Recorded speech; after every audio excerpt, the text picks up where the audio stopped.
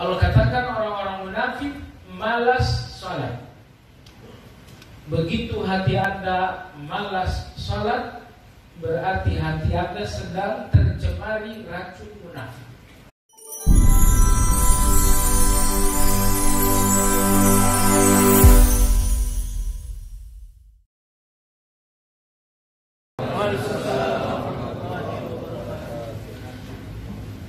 Alhamdulillah alladzi bi ni'matihi tatimmu shalihat. Wa asyhadu an la ilaha illallah wahdahu la syarika lah. Wa asyhadu anna Muhammadan abduhu wa rasuluhu la nabiyya ba'da.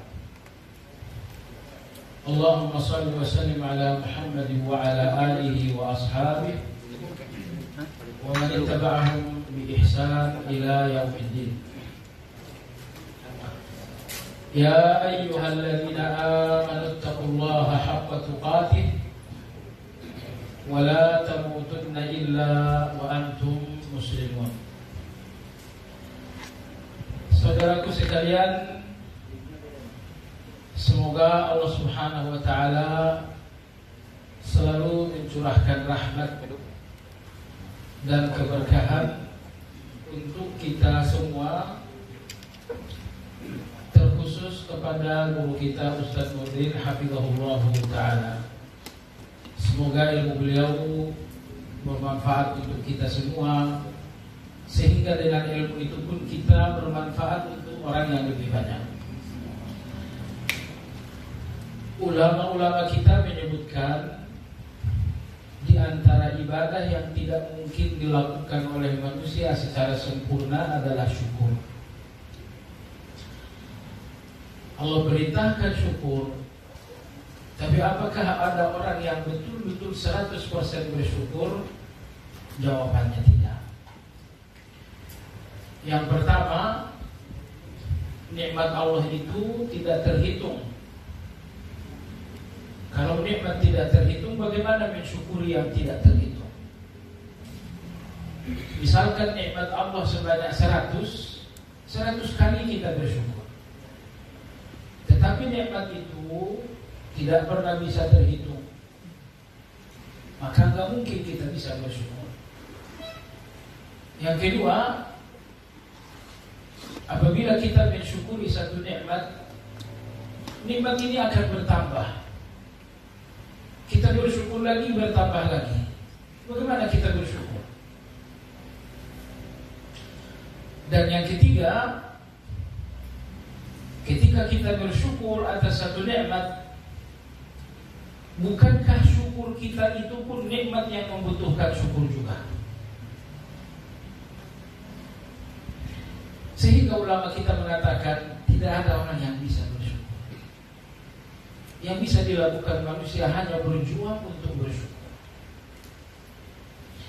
Nabi Nuh alaihi salam salah seorang nabi yang direkomendasikan Allah sebagai abdan syakura.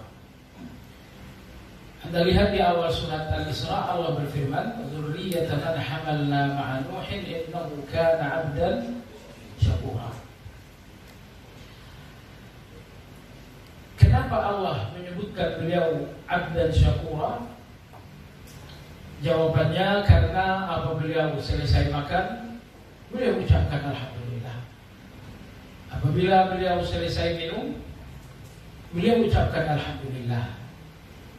Apabila beliau memakai baju, beliau ucapkan alhamdulillah. Apabila beliau menggerakkan tangan, ternyata nggak ada masalah, tangan saya sehat, beliau ucapkan alhamdulillah. Saat beliau berjalan, ternyata kaki pun tidak ada kendala, bisa berjalan, bisa berlari, bisa meloncat, beliau mengucapkan alhamdulillah. Di setiap beliau mencicipi nikmat, selalu dengan alhamdulillah. Maka Allah berfirman, innahu kana 'abdan syakura. Dia adalah hamba yang bersyukur. Oleh sebab itulah saudara sekalian, jangan berhenti bersyukur agar nikmat semakin banyak, agar nikmat semakin berkembang. Kajian kita seperti telah disampaikan oleh pembawa acara adalah tentang tauhid. Dan kajian tauhid kita hari ini akan fokus membahas usul salasah. Sebagian ada yang mengatakan salah satu usul itu sama saja, usul salasah atau salah satu usul. Usul salasah artinya adalah 3 ajaran dasar dalam berislam. Yang pertama adalah ma'rifatullah, yaitu mengenal Allah. Yang kedua adalah ma'rifatul Islam, yaitu mengenal Islam. Lalu yang ketiga adalah ma'rifatul Nabi, yaitu mengenal Nabi SAW. Saya pesimis 3 prinsip dasar berislam ini bisa kita tuntaskan dalam pertemuan ini. Semoga ada pertemuan berikutnya untuk bisa menyambung kajian ini. Baiklah, kita mulai dari prinsip yang pertama, yaitu ma'rifatullah. Sangat berbeda kita mengenal manusia dengan mengenal Allah. Manusia kita kenal dengan indera kita, dengan pandangan kita, dengan mata kita. Begitulah cara kita mengenal manusia. Adapun Allah Subhanahu wa taala, maka Allah tidak bisa dikenali dengan indera-indera kita. Kita nggak bisa mengenal Allah dengan mata kita atau dengan telinga kita. Bahkan ketika orang-orang Bani Israel menuntut Nabi Musa agar melihat Allah secara langsung, yang terjadi Allah Subhanahu wa taala mematikan mereka semua. Begitu kemurkaan Allah terhadap orang-orang yang ingin mengenal Allah dengan pandangan. Jangankan manusia biasa, Musa alaihi salam juga pernah menuntut Allah untuk bisa melihat Allah secara langsung. Anda lihat kisahnya dalam surat Al-A'raf. Ternyata Allah Subhanahu wa taala pun tidak mengabulkan permintaan Nabi Musa. Meskipun Allah tidak mengecewakan Nabi Musa, tapi permintaan Nabi Musa itu tidak terlaksana. Nabi Musa alaihissalam berkata, Rabbi arini anzur ilaik. Ya Allah, nampakkan dirimu, aku ingin melihatmu. Ulama-ulama kita berkata, setelah beberapa kali Nabi Musa berbicara dengan Allah, Nabi Musa berbicara dengan Allah saat pulang dari Madian menuju Mesir. Nabi Musa alaihissalam berbicara dengan Allah di Bukit Tursina. Setelah beberapa kali Nabi Musa berbicara dengan Allah, akhirnya muncul satu keinginan yang tak bisa ditahan. Rabbi arini anzur ilaik. Ya Allah, nampakkan dirimu, aku gak sabar ingin melihat. Allah Subhanahu wa taala berfirman, lan tarani. Wahai Musa, kau tidak punya kemampuan untuk melihat aku. Walakin inzur ilal jabal. Namun demikian, perhatikan gunung di sampingmu. Fa in istaqarra makanahu fasawfa tarani. Apabila gunung itu tetap di tempatnya, tidak sedikit pun perubahan terjadi, berarti engkau bisa melihat aku. Falamma tajalla rabbuhu liljabali ja'alahu dakkan wa kharra Musa sa'iqa. Ketika Allah Subhanahu wa taala menyingkap hijab, wanita-wanita berhijab dengan kain sehingga aurat mereka tertutup. Dan Allah Subhanahu wa taala menghijab dirinya dengan cahaya. Jangankan kita manusia, malaikat pun tidak ada yang melihat Allah. ketika Allah menyingkap hijab, yaitu cahaya hijab ini terpantul ke gunung besar di samping Nabi Musa. Apa yang terjadi? Terjadilah gempa yang sangat dahsyat. Akhirnya Nabi Musa alaihi salam pingsan. Walhasil, tidak mungkin mengenal Allah dengan pandangan mata. Ada satu catatan yang bagus dari Imam Ibnu Taimiyah, kenapa manusia tidak ada yang bisa melihat Allah. Bani Israel tidak bisa melihat Allah, bahkan Nabi Musa tidak bisa melihat Allah, malaikat-malaikat pun tidak bisa melihat Allah. Kenapa demikian? Syekhul Islam Ibnu Taimiyah rahimahullah berkata, Allah adalah zat yang maha abadi, dan kita sendiri adalah zat yang tidak maha abadi. Maka pandangan mata dari zat yang tidak abadi ini tidak akan mampu menemukan zat yang maha abadi. Maka besok setelah orang-orang yang beriman ini sampai di surga, Allah memberikan mereka keabadian di surga. Saat itulah mereka bisa melihat Allah. Wah, di surga kita abadi insya Allah kalau masuk surga. Yang membuat nikmat surga itu menjadi nikmat adalah keabadian. Dan yang membuat nikmat dunia ini tidak abadi karena membuat nikmat dunia ini kurang nikmat karena enggak abadi. Setelah di surga Allah berikan keabadian kepada orang-orang yang beriman, saat itulah manusia bisa melihat Allah. Maka terjadilah apa yang difirmankan Allah dalam Al-Quran, wujuhun yawma idzin nadhirah ila rabbiha nadhirah. Wajah-wajah pada hari itu bersinar penuh bahagia karena mereka melihat Allah Subhanahu wa ta'ala. Dalam hadis yang diriwayatkan dari Anas, diriwayatkan juga dari Abu Sa'id, diriwayatkan juga dari Abu Hurairah radhiyallahu anhu, sekali seminggu penghuni surga mengunjungi Allah. Tiba-tiba ada satu kesepakatan di kalangan penghuni surga, hayya 'ala ziyarah. Ayo kita mengunjungi Allah. Maka seluruh penghuni surga mengunjungi Allah di tempat yang biasanya mereka bertemu dengan Allah. Mereka melihat Allah, Allah pun menampakkan dirinya. Subhanallah.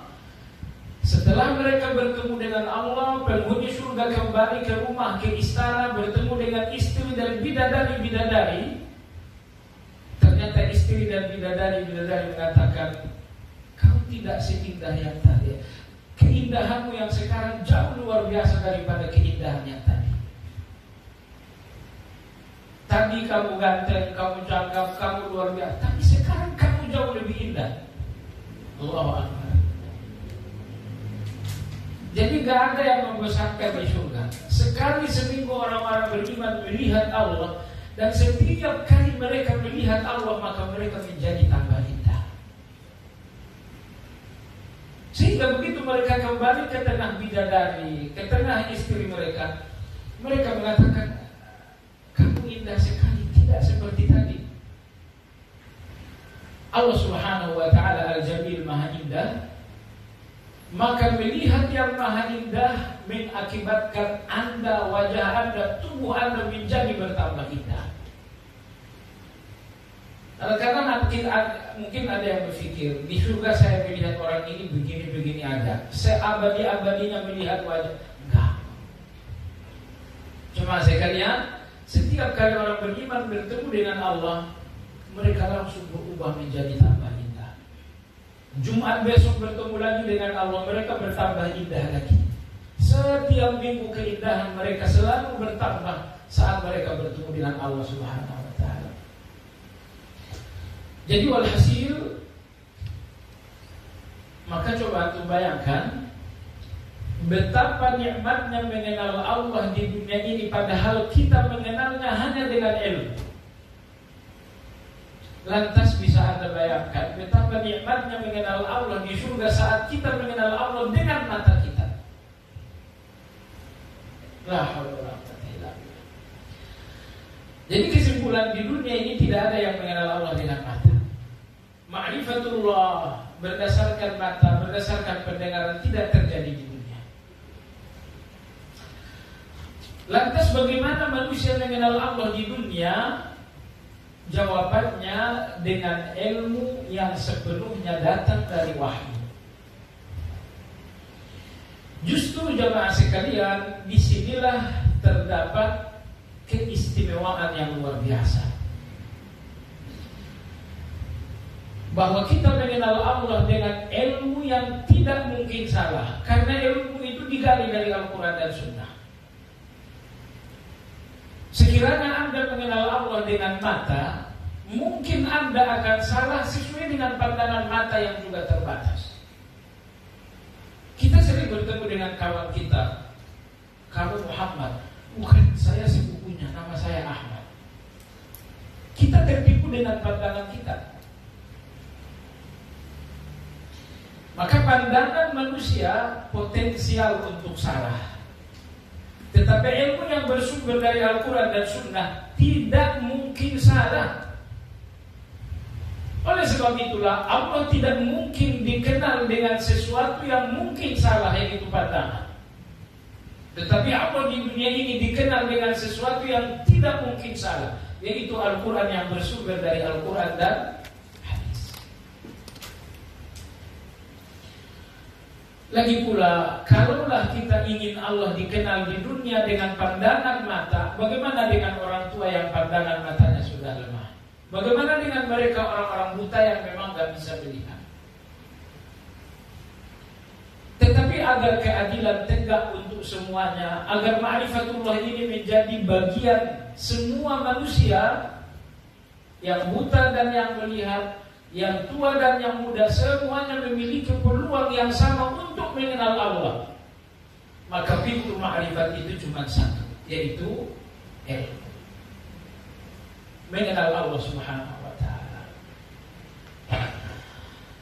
Jemaah sekalian, semua ibadah yang kita lakukan memiliki kenikmatan.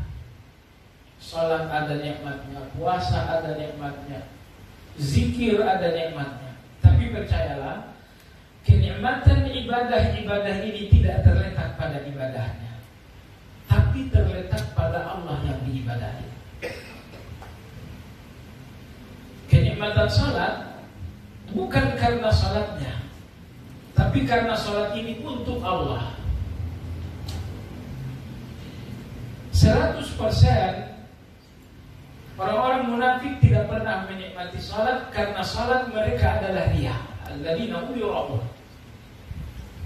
Mereka tidak salat untuk Allah, maka salat mereka tidak mungkin menjadi kenikmatan.